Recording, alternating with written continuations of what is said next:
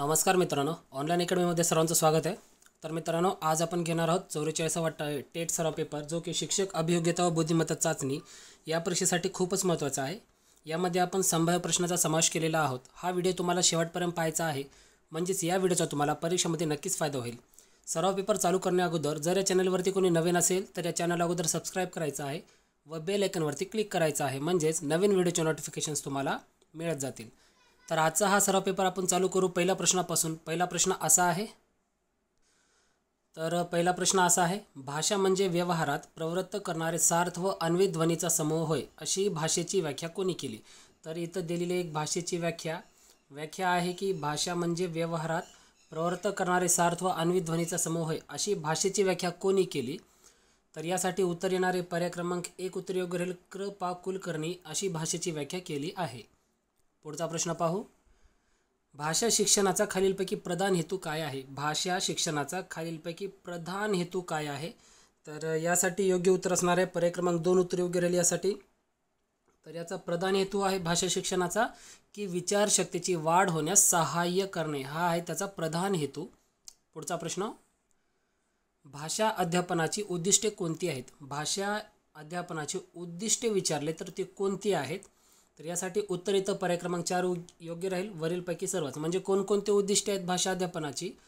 विद्यार्थ्यांचा नैतिक विकास करणे, विद्यार्थ्यांची विचारशक्ती विकसित करणे आणि विद्यार्थ्यात उत्तम नागरिकत्वाचे वैशिष्ट्य विकसित करणे, हे भाषा अध्यापनाची उद्दिष्टे आहेत. पुढचा प्रश्न आहे, संप्रेषण प्रक्रिया ही टिंबटिंब आहे. संप्रेषण प्रक्रिया ही टिंबटिंब आहे. तर संप्रेषण प्रक्रिया ही काय आहे? तर याचं उत्तर इथं पर्याय क्रमांक 3 उत्तर योग्य राहील. द्विमार्गी आहे. संप्रेषण प्रक्रिया ही किती मार्गी आहे? द्विमार्गी आहे. पुढचा प्रश्न. आपल्या शाळा म्हणजे माहिती वजा ज्ञानाचा पुरवठा करणारी दुकाने व शिक्षक म्हणजे ते विकणारे विक्रेते, असे कोणी म्हटले? तर इथे एक वाक्य दिलेलं आहे, आपल्या शाळा म्हणजे माहिती वजा ज्ञानाचा पुरवठा करणारी दुकाने आणि शिक्षक म्हणजे ते विकणारे विक्रेते, असं कोणी म्हटलेलं आहे? तर यासाठी उत्तर इथं पर्याय क्रमांक 1 जॉन ॲडम्स असं यांनी म्हटलेलं आहे. पुढचा प्रश्न. 1975 मध्ये बेलग्रेड येथे भरवण्यात आलेल्या पर्यावरण शिक्षणाची उद्दिष्टे कोणती होती? 1975 मध्ये बेलग्रेड येथे भरवण्यात आलेल्या पर्यावरण शिक्षणाची उद्दिष्टे कोणती होती? तर यासाठी उत्तर इथं पर्याय क्रमांक 4 उत्तर योग्य राहील. वरीलपैकी सर्वच. म्हणजे कोणकोणती उद्दिष्ट होती? पर्यावरणाचे विविध घटकांचे ज्ञान देणे, बरोबर. पर्यावरण संवर्धनात मानवाची भूमिका विशद करणे आणि वन्यजीवनाचे महत्त्व पटवून देणे, ही या परिषदेची उद्दिष्टे होती. पुढचा प्रश्न. शैक्षणिक मानसशास्त्र मध्ये कोणती पद्धती समस्याप्रधान अभ्यास पद्धती समजली जाते? शैक्षणिक मानसशास्त्रामध्ये कोणती पद्धती ही समस्याप्रधान पद्धती समजली जाते? तर यासाठी उत्तर इथं पर्याय क्रमांक 4 उत्तर योग्य राहील.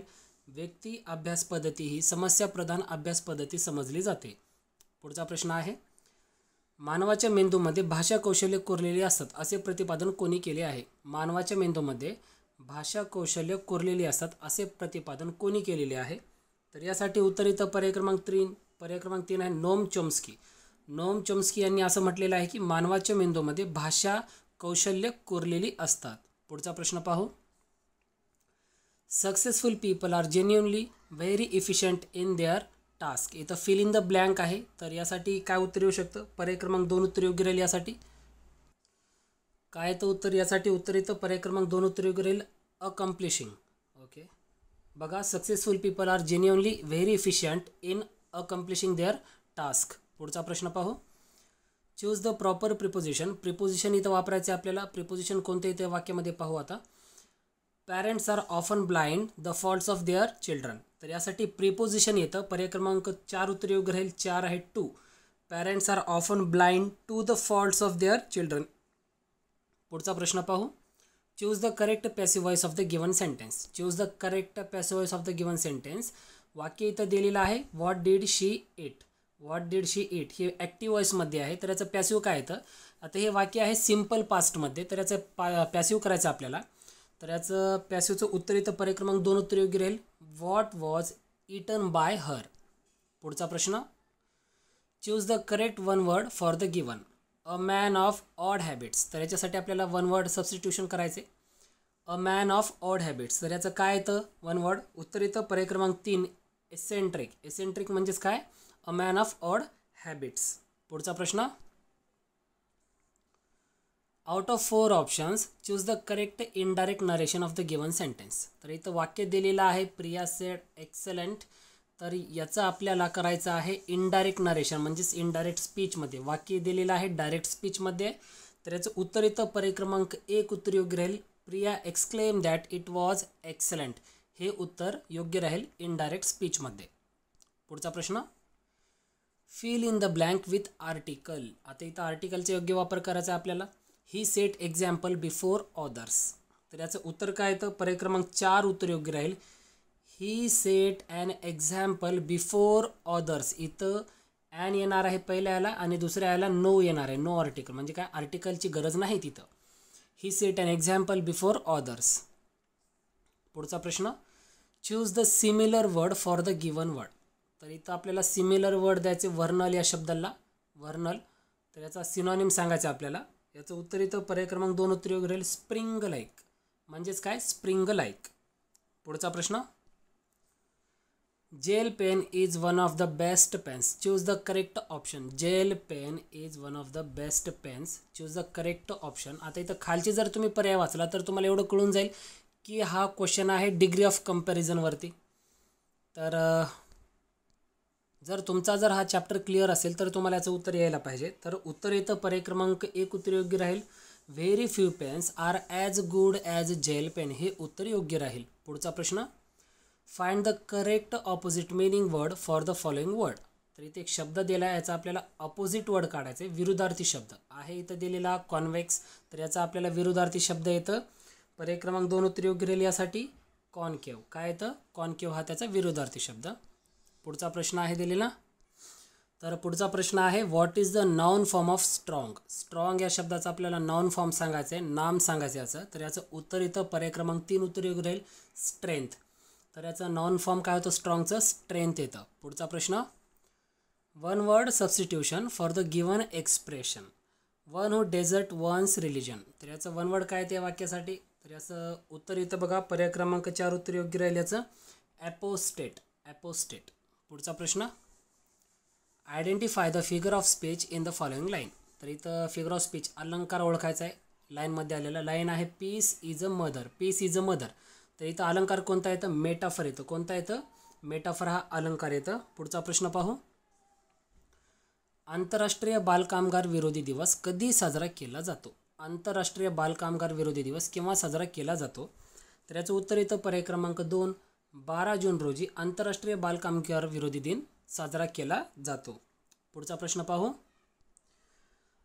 पुढचा प्रश्न आहे, चुनखडीस कॅल्शियम कार्बोनेट उष्णता दिली असता कोणता वायू बाहेर पडतो. कोणता वायू बाहेर पडतो उष्णता दिल्यावर चुनखडीस. तर याचं उत्तर येतं पर्याय क्रमांक 4 कार्बन डायऑक्साईड हा वायू बाहेर पडतो.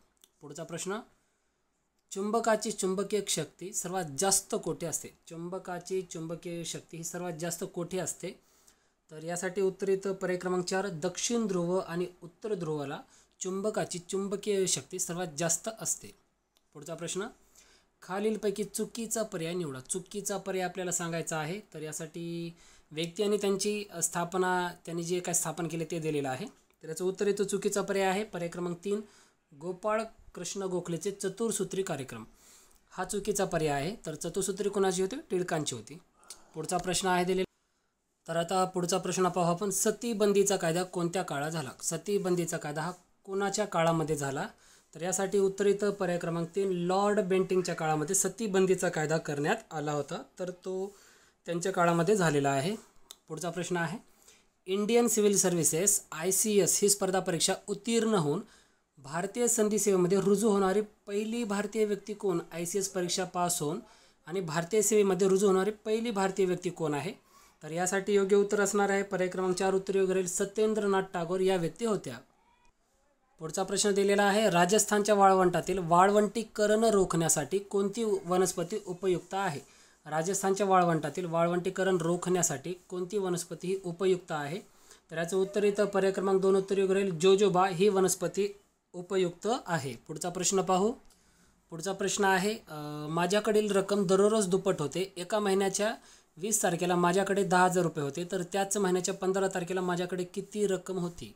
तर बघा इथं प्रश्न कसा दिला, माझ्याकडे एक रक्कम आहे जी दररोज दुप्पट होते. एका महिन्याच्या 20 तारखेला माझ्याकडे 10,000 होते, तर त्याच महिन्याच्या 15 तारखेला माझ्याकडे किती रक्कम होती? तर यासाठी बघा उत्तर येतं, पर्याय क्रमांक 3 उत्तर योग्य राहील. 312.50 रुपये. किती? 312 रुपये आणि 50 पैसे एवढी त्याच्याकडे 15 तारखेला रक्कम होती. पुढचा प्रश्न आहे, अजय वयाने विजयपेक्षा 5 दिवसांनी मोठा आहे, तर विजयचा जन्मदिवस मंगळवारी होता, तर अजयचा कोणता?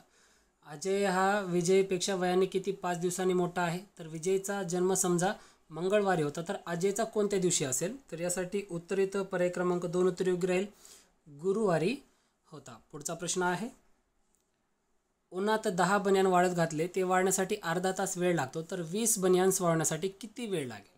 तर किती वेळ लागणार आहे? अगदी सोपा प्रश्न आहे. किती वेळ लागतो? 30 मिनिटे लागतात.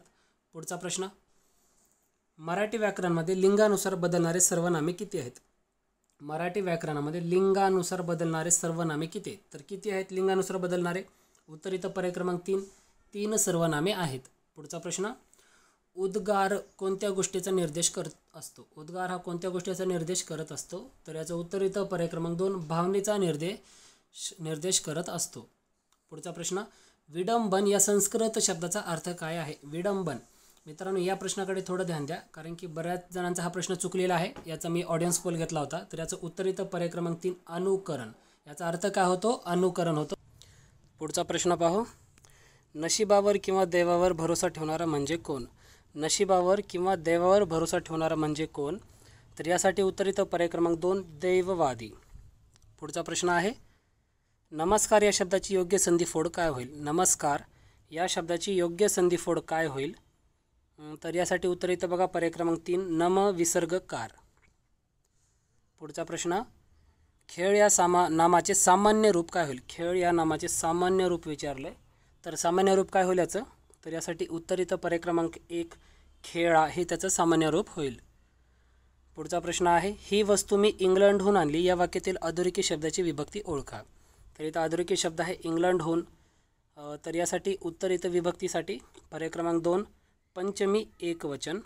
पुढचा प्रश्न आहे, शर्वरी या शब्दाचा समानार्थी काय आहे? शर्वरी हा शब्द आहे, तर याचा समानार्थी शब्द काय होईल? तर यासाठी उत्तर इथं पर्याय क्रमांक 4 उत्तर योग्य राहील, रात्र. शर्वरी म्हणजेच काय? रात्र.